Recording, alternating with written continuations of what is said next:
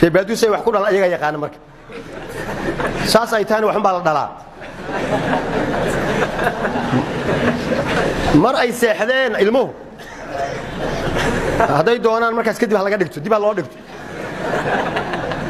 habeena marka ilmihii mid kamid ah oo inuu seexday loo maleeyay malaha ma buuna seexanin wuu soo jeeday waxbuu arkay markaas subaxdii yuu ku yar uga sheekeeyay wuxuu yiri waxbaan ku tusi caawa seexanin haye istaan baa la galay ilmi istaan bay ugu jireen xilligii dambe ee xaaladu ay ahayd ayaa la gaaray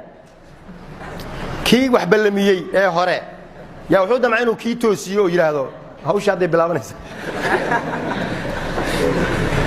markuu damcay inuu toosiyo ayaa wuxuu yiri waryaa waan soo jeedaa in dhafrahay gelin niyowan hadda Soomaali xaaladda ay joogto waxay tahay waa la soo wada jeedaa kuwa waxa marka dadka inay faraha geliyaan waa la is wada fahmay